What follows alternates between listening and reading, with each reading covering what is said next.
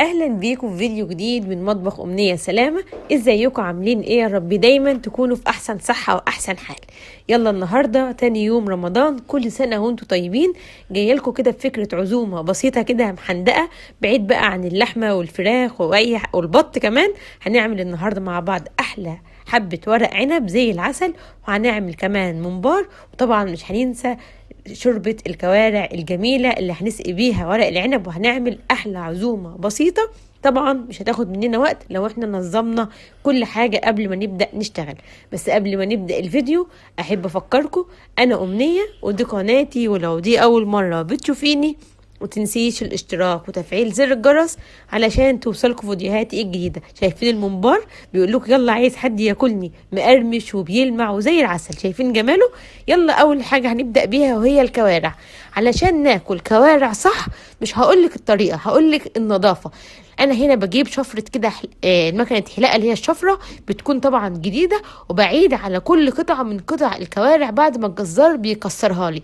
كده بضمن ان مفيش فيها اي شعر نهائي. الطريقة دي افضل طريقة، بدل ما تشيطي على البوتاجاز ولا اي حاجة، انا بعيد عليها بالشفرة دي. وبعد كده بغسلها بدقيق وبخل، بدقيق وملح خشن، طبعا مش بنستخدم الخل خالص، مرة واتنين وبصفيها. وبعد كده بجيب حلة فيها مية بتغلي من غير اي اضافات، ميه ساده خالص. اول ما بتغلي بنزل بيها بقطع الكوارع بتاعتي. طبعا بيبقى فيه نوعين من الكوارع، كوارع اماميه وكوارع خلفيه. الاماميه دي بتكون الاحسن، بتكون قصيره شويه ومليانه.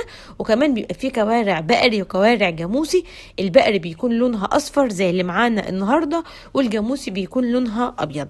اول ما الكوارع بتاعتنا كده تاخد غلوه كده حوالي دقيقتين 3 في الميه، ونلاقيها بدات تطلع ريم على الوش، بطفي النار وابدا اللي انا ارفع الكوارع المتقطعه بتاعتي كده في بوله، وبروح اغسلها كويس تحت الحنفيه بميه من الحنفيه عادي خالص.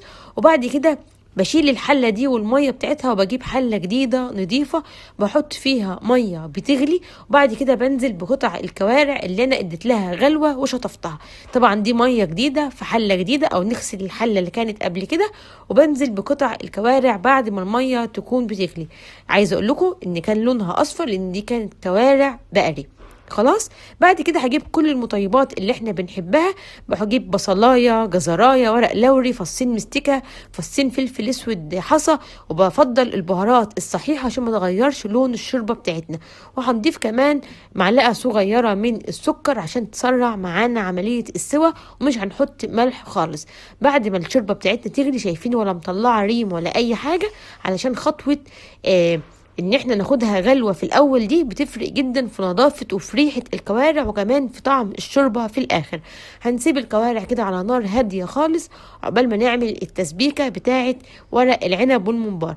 بصلاية كده كبيرة مفرومة في الكبة، سواء فرم خشن او ناعم زي ما انت حابة، عليهم حوالي ربع كوبايه من الزيت. ومجرد ما بنزل بالبصل بحب اديله كده رشه من الفلفل الاسود عشان تبقى ريحته حلوه.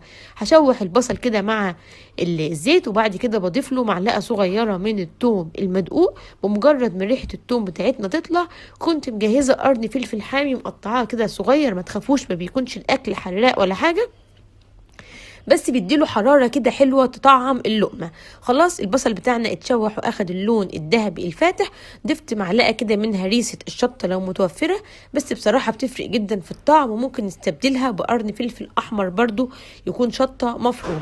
بعد كده ضفت معلقتين كبار من صلصة الطماطم، وانا بفضل اضيف صلصة الطماطم مع البصلة من الاول، علشان كده اديها تشويحة. ولو فيها طعم مطرح التخزين في البرطمانات والمادة الحافظة بيطير مع التشويح. وكنت مجهزة حوالي رتل من الطماطم المضروبة في الخلاط، وعلى قد ما نقدر ما نضيفلهاش ميه كتير، يعني يا دوب نضيف شويه ميه تخلي الخلاط بتاعنا يلف بس. هسيب بقى التسبيكه دي مع بعضها كده على نار هاديه لحد ما تتسبك. وهنعرف ازاي ان هي اتسبكت اول ما بنلاقيها قلت ولونها اغماء. وكمان المادة الدهنية اللي احنا كنا حاطينها هنلاقيها عملت كده على الوش، ظهرت كلها فوق كده. يبقى الطماطم بتاعتنا اتسبكت زي ما انتوا شايفين المادة الدهنية كلها طلعت لفوق ازاي. كده الطماطم بتاعتنا اتسبكت وبقت جاهزة.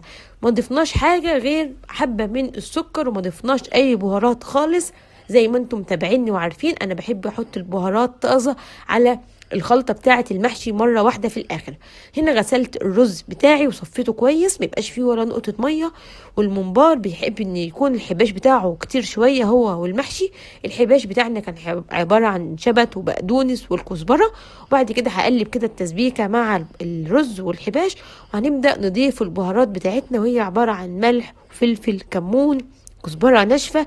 وضفت كمان شويه من البابريكا، وضفت شويه من بهارات اللحمه او السبع بهارات حوالي نص معلقه. وضفت معلقه كبيره من بهارات المحشي. واخر حاجه ضفت معلقه زيت، وطبعا هنظبط الملح بتاعنا. وضفت كده بين ايديا رشه بسيطه من النعناع، بسيطه جدا، بتدي طعم حلو قوي للمحاشي. عموما هقلب كده الخلطه بالبهارات، شايفين لونها وجمالها في منتهى الجمال. هبدا اجيب ورق العنب اللي احنا كنا مخزنينه مع بعض. زي ما قلت لكم ورق العنب بيتخزن من غير ولا يتغسل ولا يتبل ولا يتسلق. بناخد كده كميات وبنلفها في بلاستيك ستريتش او في اكياس تلاجة وبنعينها. ولما بنجيبها نطلعها عشان نستخدمها في حله فيها ميه بتغلي فيها نقطه عصير الليمون، وبنزل بالورق العنب بتاعي. مجرد ما ياخد غلوه بشيله وافتح عليه ميه بارده ابرده، وكده بيكون عندي جاهز.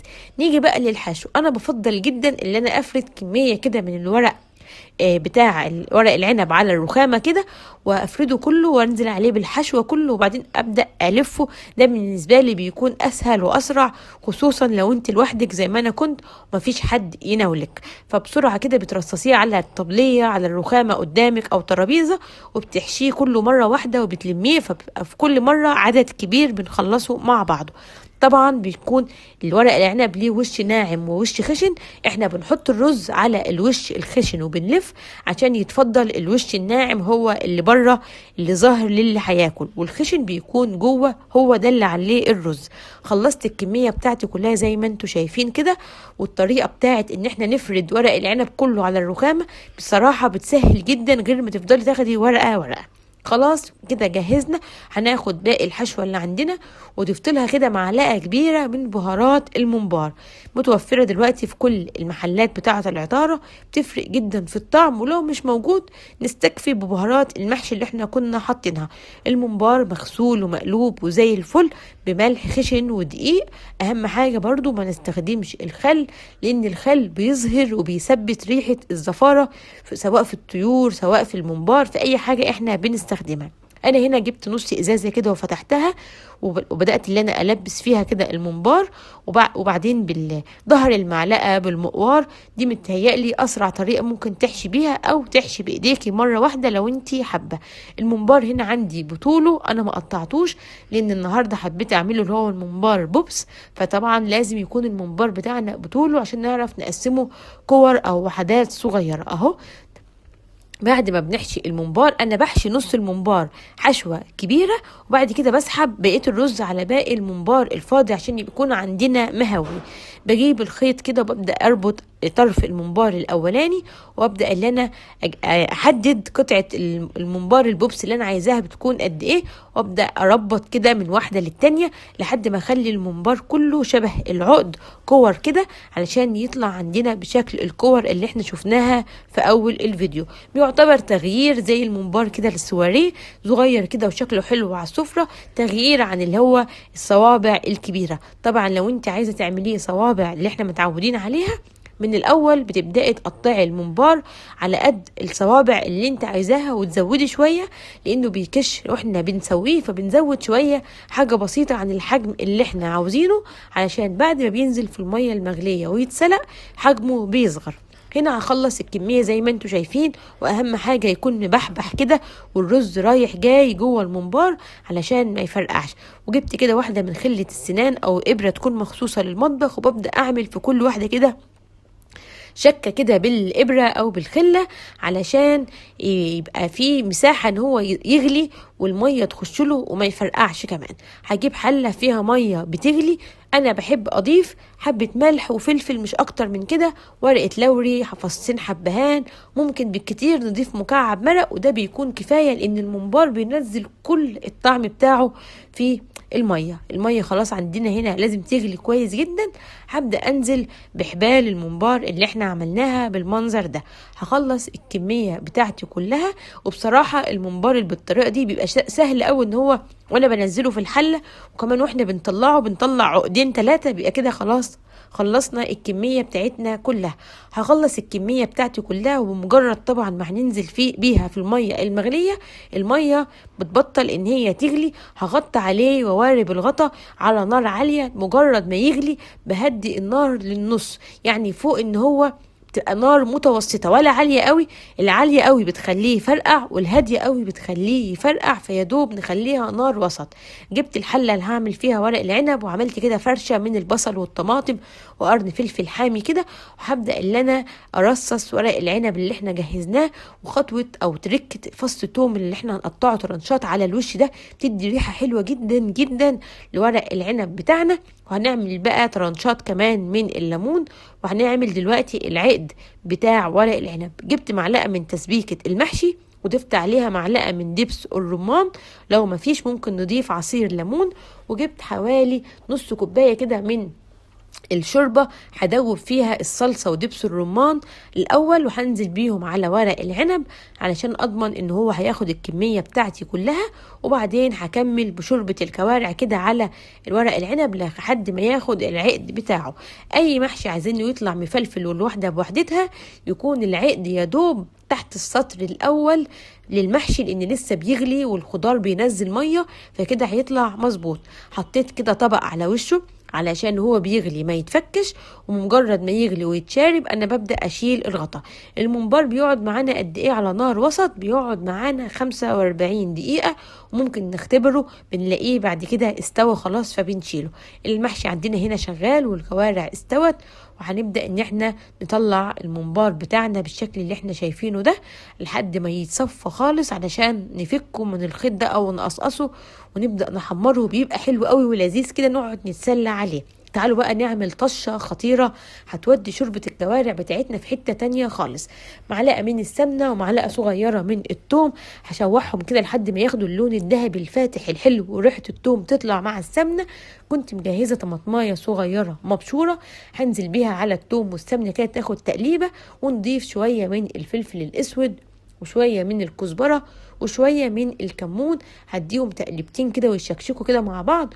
وهنزل بيهم على بشوية من شوربة الكوارع كده، هنطش بيهم الشوربه ياخدوا غلوه. وبعد كده هرجع الطعم الجميل ده والطشه الحلوه دي على شوربه الكوارع، وهخليها يا دوب تاخد غلوه واحده معاها، هتودي طعم وريحه الشوربه ولونها في حته تانية خالص. الطشه اللي بالثوم والطماطم والبهارات دي هتخلي الشوربه بتاعتنا طعمه وغنيه قوي اكتر من اننا نسيبها كده من غير حاجه. خلاص كده الاكل بتاعنا جهز. الممبار حمرناه في شوية زيت، وبعد كده المحشي هنقلبه كده ونسيبه يهدى علشان نشيله. وده كانت شوربة الكوارع بتاعتنا، شايفين لونها وجمالها عشان الطشة اللي احنا عملناها لها كانت في منتهى الجمال. أكلة بسيطة وسهلة، لو انت مرتبة أمورك يا دوب تاخد منك ساعتين في المطبخ وهتطلع في منتهى الجمال. نبدأ بالكوارع علشان بتاخد وقت، عقبال ما تستوي نكون خلصنا الممبار والمحشي وكله ياخد سوا واحد. عايزاكم تجربوها بالطريقة دي هتعجبكم جدا. شايفين لون الشوربة ولا طعمها كان خطير؟ ودول شوية الورق العنب اللي زي العسل اللي بيلمعوا، وطعم الدبس الرمان وعصير الليمون فيهم واضح وجميل. والممبار بتاعنا اللي بيلمع شبه الذهب ده طعمه كان تحفة وكان مقرمش وحلو جدا. وتغيير كمان لو عندنا عزومة عن الممبار الكبير علشان اللي ياخد واحدة يخلصها ما يتبقاش حاجة متاكل منها ومتسابة. شايفين شكله وجماله مراية بيلمع ازاي وحلو قوي وبيقرمش اكتر من الممبار الكبير. وشايفين لون الخلطة من جوه احمر وجميل ازاي. عايزاكم تجربوها. ودي كانت فكرة فطار تاني يوم رمضان. يا رب اكون قدرت افيدكم. ولو عجبكم الفيديو ما تنسوش الاشتراك وتفعيل زر الجرس علشان توصلكم فيديوهاتي الجديدة. كل سنة وانتم طيبين. اسيبكم في امان الله، مع السلامة.